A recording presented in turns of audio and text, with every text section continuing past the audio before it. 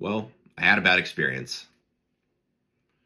I don't like making these kind of videos, but I've received a lot of messages and I've posted that I have this, so I think it's worth just a video to explain what's been going on. So, being real, most of the gear I have is broken at some point.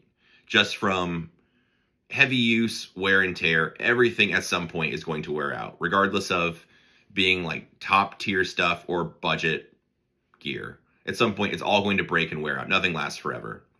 Sad to say. I've had some bad experiences with this Zenith MP5, and I've just been letting it play out. I haven't even talked. Me and my friends are aware of it because I've messaged some people I know that have them, just talking about it, like, hey, what experiences have you had? What'd you hear? That kind of stuff. So I've just been letting it play out up till this point, and I think it's about time to make a video and just talk about it, because I've also received some DMs because people saw I bought one or I posted about it. So I wanted an MP5 for a while. There's just a cool iconic gun. So I'm like, yep, let's do it. So I looked at the Zenith one. They had good reviews, like $1,000 cheaper than an HK. So I'm like, oh, it seems fine. So I got an 8.9 inch pistol, and it's like, hey, this looks pretty cool. This is, just honestly, it's just a fun range toy. It's just something fun to play with that I thought would be cool. So got the gun, took it to the range within like 24 hours with a wide variety of ammo, no issues at all, cycled all of it perfectly, like just right out of the box, not a single malfunction. Liked the gun, like, okay, cool. Well, I already had other parts in the way. I got a mounted optic, of course.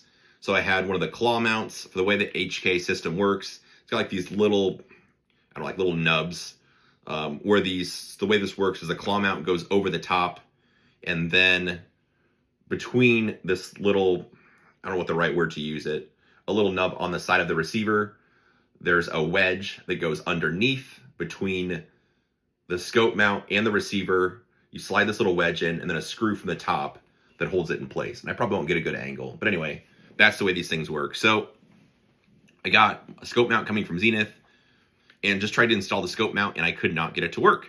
And I'm pretty patient with stuff, especially with gear. So fiddled around with it. I'd fiddle with it for like 30, 45 minutes. Like, nah, I just need a fresh perspective. I'll go do something else. The next day, whatever, mess around with it, watching YouTube videos, contacting other people that have them. Everybody's like, nope, it seems, this doesn't make sense, because the scope mount would sit down flush. I could just never get the wedges in. I could get the back two started, but the front two, I could never get both of them in at the same time. Sometimes I could get one of them in if I jostled just right or moved the receiver around. Again, this is probably after a couple hours total of very patiently tinkering around with the scope mount and trying, well, maybe I'll install the little wedges first and then slide them on the receiver over those little nubs kind of on the side of the receiver, or to get them started, or maybe I'll, a whole bunch of stuff. So anyway, I ended up just deciding to order a second scope mount. So I thought maybe the Zenith scope mount's no good, and I got a PTR mount coming. The PTR mount is way nicer, just in build, and I kind of was always working on the assumption that I'm the problem. It's a brand new gun, brand new scope mount. I'm not familiar with MP5s. So I watched a bunch of YouTube videos, including Zenith's video, just to see how it all works, how it all fits together. And I was following everything they were doing, and I could not get it to work. So I got to the point where I could magically get 3 of the wedges installed on the Zenith mount. I'm like, this is the cheaper one that I don't really like anyway. I'm just going to cut on one of the wedges to see if I can make it fit. And when I was looking at the receiver, it seemed like it was, won't be able to see it very well, but along the sides of the receiver, this is smooth, but by where this little protrusion is for the wedge to attach, it looked like there was extra welding in here in this channel, and it was making it much higher. So that's why the wedge would not clear. It was catching on those high weld marks, or it just looked, I don't know, kind of out of spec. I considered filing on it. Hey, it's a brand new gun. It's like $1,400. I should leave that to somebody who knows what they're doing. I might not even be doing this correctly with the mount. So I chopped on one of the wedges just to make it work. I had to cut it down so much on both sides that I was almost to where the threads are for the screw, which definitely was like red flags. Yeah, this probably isn't right. Once I got it on there and got the wedges all where they were in place without really tightening them down, the scope mount wasn't pointing the same way as the receiver. It was just slightly, but I could tell just looking at it from the muzzle end, it's not on there straight. So nope, not going to do that. I should contact Zenith. So sent them detailed pictures, 2 different mounts. I watched your video. I've talked to other people. I'm pretty sure I'm doing this right, but I might be the problem. Let me know if there's anything I'm missing or any ideas. Again, this could just be on me. So way too many emails back and forth, probably 3 to 6 email chains. Finally, it was like, we'll cut up some wedges to send you, or you can send it in. And the impression I got was they just wanted to send me wedges. So I'm like, man, like I've already done that. It doesn't work. Like I just need to send this in. So I got to send it in on my own dime, which again, I was fine with because I thought maybe I'm doing this wrong. So I was like, I don't know, I paid another $50 to send this brand new gun back to them, which is fine. And I wait patiently. It had been about a month. And so I thought, I thought about it. I was like, hey, I'm really anxious to get this thing back because it's cool. I want this toy. So emailed them, and ironically enough, it would just got finished the day before, and it was going to be ready for test fire like within that day or the next 24 hours, something like that. So I'm like, oh, cool. Well, they sent me back a work order, which I'll read to you, and because I asked, like, hey, what did the gunsmith find? Was it a problem with the receiver? And the work order I got back was dated from several weeks prior, so I'm pretty sure it got lost in a corner somewhere or forgotten about. It is what it is, and maybe the backlog is that far to get it to test fire, whatever. I was just glad I was getting it. And they found a whole bunch of things wrong, more than just the receiver. So these are the repairs performed. They adjusted the frame width and installed the rail. So I assume that means they probably just sanded it down or filed or whatever. They adjusted the carrier, adjusted the case deflector, smoothed the carrier edges, replaced the bolt head, which I was surprised at a brand new gun that had like 300, maybe 400 rounds through it. They replaced ejector and adjusted. Then they test fired it, looks like 10 rounds. And they sent me a little video of them shooting the 10 rounds, then the gunsmith signed it. So I was excited to get this back.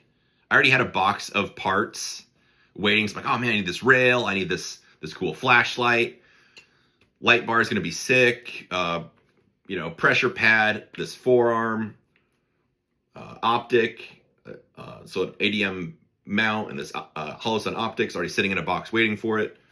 Like, hey, like this thing's all ready to roll. So get the thing back. Like, I don't even need to test fire this. I just got it back from the factory. You can already tell the story's going to end. Put all the parts on it, get it to the range, and it went from a reliable gun to an unreliable gun. I already had mags loaded before I went there. Again, I was just excited to shred with it. I probably had 6 or 8 magazines loaded, and I fired everything from 124 grain Blazer, 124 grain Federal American Eagle, the red box stuff, some 115 grain flat point that's super hot, and 147 grain G2 gold dot hollow points. The 115 stuff worked. I think I had maybe 1 jam with that. That stuff's way hotter than the other stuff. And the rest of the stuff did not work. Nothing 124 or 147 would go probably more than 10 rounds without some kind of a malfunction. Sometimes less. Normally it looked like it just didn't have enough giddy up to cycle the gun, and it was pushing, like the round was like partially in its way up the chamber when the carrier hit it. But this is the same ammo that was working with it before they fixed it. So I'm not really sure what the story is with that. So the gun isn't reliable now. I've talked to several people I trust, just asking their experiences, and everyone I found that has a Zenith has a story about them needing to send it back. Again, it's like a sample size of 3 or 4 people, but I haven't talked to anyone that has a Zenith that said it worked out of the box. If you follow Joe Dawson, Bruiser Industries, he actually was given a free sample gun from Zenith, and out of the box, he fired, like, he has a video where he fires 1 shot and the magazine just falls out. It's like every time, put the magazine back in, charge it, whatever, or lock it open, insert the magazine all the way till it snaps, slap the charging handle shut, and then fire 1 round, the mag falls out also. And that was the gun they sent him, like, for free as a test gun. Clearly they did not QC. So I guess it's nice to know it was a true test. So, like I said, I don't really like making videos talking negatively, but I'm not saying I'm an influencer that maybe everyone cares what I have to say, but I do feel some amount of responsibility. If I post a picture of something, whether it's like Walther stuff, where I post a lot of Holosun, a lot of Vortex stuff, like any of that stuff is stuff I would spend my own money on, or I have, or maybe I get a deal on some stuff, or a pro deal or whatever, but it's stuff that's good to go. So I kind of feel a bit of a responsibility if I post like, oh, I'm out the range with my Zenith, and be like, oh, cool, he has a Zenith, I want one too. I'm not saying I'm that cool, but I'm also like, I don't feel right posting about using stuff if it's not reliable. So for this gun, I was just letting it play out. That's why I never even posted the first time I had to send it back or issues the claw mount, just giving the company the benefit of the doubt, because lemons do happen. But so far, this has kind of turned into a nightmare with their CS. I'm going to email them again today, seeing what they'll do. If it's on me to pay to send it back again, I'm not going to do that. I'm just going to unload it somewhere or give it to a friend that I don't like, and I'll just buy the HK that I should have bought to begin with. Because honestly, I'm not putting any more money into this. And if they want to send it back on their dime and hopefully fix it, that's cool too. Like either way, as it sits now, it could always change, but as it sits now, I would definitely recommend against buying anything from Zenith, just because this is not a sample size of one. I've already got, well, 2 names specifically come to mind of people that like, yeah, you know, it's pretty cool, other than I had to send it back and have them fix this. And at least theirs worked afterwards. I just haven't been so lucky so far. So anyway, hopefully that will change in the future, but I figured like if I only say good things about everything, then my opinion kind of matters less. And like I said, I feel a bit of amount of responsibility. Like, so let's talk about just briefly the other stuff on here. It's like, yeah, here's a Holosun on here. I have bought Holosuns with my own money. Sometimes I get them for free. I have no problem with them because they're going to work. And if you get a bad one that doesn't, like, yeah, they'll just, like the one Holosun, I had a pre-production Holosun that had issues, 507 comp, before it was available for people to purchase. It's like, yep, like this is what's going on. I don't think this is quite right. A new one was already in the mail to me before it was like an RMA or a return label to send the old one back. And it's like, I don't expect that level of VIP, like customer service, but, well, one more story. Vortex, before, like I never had anything to do with them, I bought a 2-10. It was like a PST scope.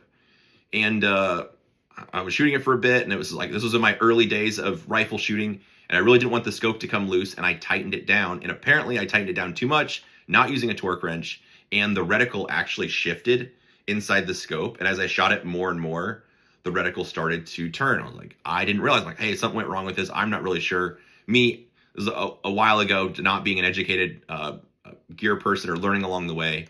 And so I sent the scope in, and Vortex sent me a brand new scope, not even the scope I'd sent them, just with an explanation. Yep, it was tightened too tight. It crushed the tube.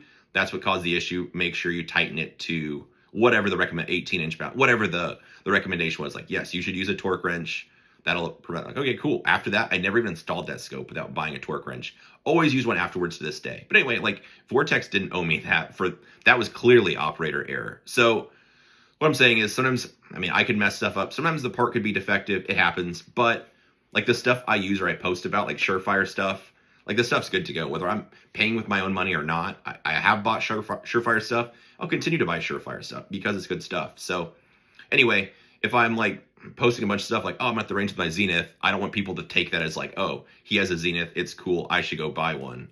When it's like, I probably suffered in silence long enough about this one. So anyway, curious to hear what you all think and if you have similar experiences or maybe good experiences. Anyway, that's the story on this Zenith so far.